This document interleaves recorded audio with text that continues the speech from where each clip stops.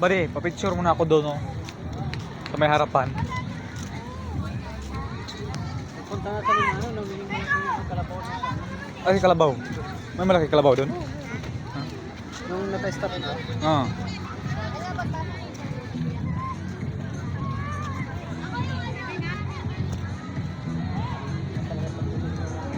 Maraming tao dito.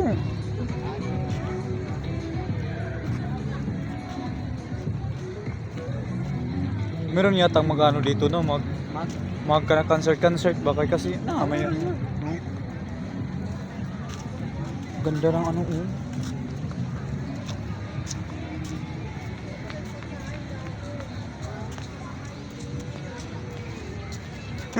Buddy, sa amin ganitong bulaklak, ano to eh. Sa amin din marami yan. Halaman na to eh, sa amin. Yung sa may ano, oh. Ito yung wala sa amin. Ito, marami din yan sa amin. Yung ganyan. Wala to sa amin. Pang dekorasyon yun eh. Ito marami sa amin. Iba talaga pag Manila, pag ano, naghanap talaga yung mga tao ng mga park, no? Puntahanan talaga ba?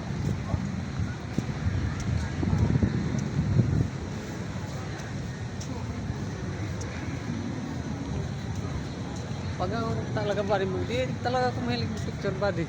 Pag sure eh. Lagi kahit nga sa biyahe, biyahe kami ng kapatid. Punta na kami.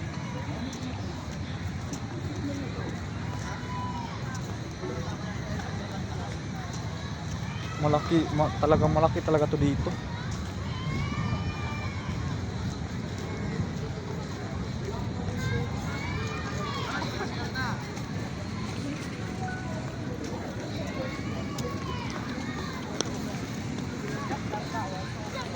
May mga mangga ata doon, buddy, oh. Bili tayo ng mga mangga. Sarap kaya kain ng mangga. Bili ako dyan. Pili ka lang ng ano. Gusto ko kain ng mangga eh. Gusto mong kain. Ito yung malaking kalabaw na. Kalabaw. Di ba binago lahat to? Tapos mga basura. Ang dami kayo, buddy.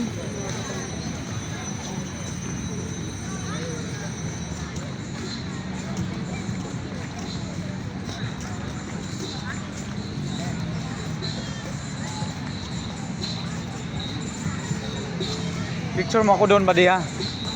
Kasi hilig talaga. Ay, doon yata, buddy. Ay, hindi pala. Baliktad pala. Kailangan doon pala, oh. Yung nga pa sa circle. Ha? Sa circle. Yung ano? Kalabaw? Wow, ang ganda ng ano, flag ng Pilipinas, oh. Yun pala yun.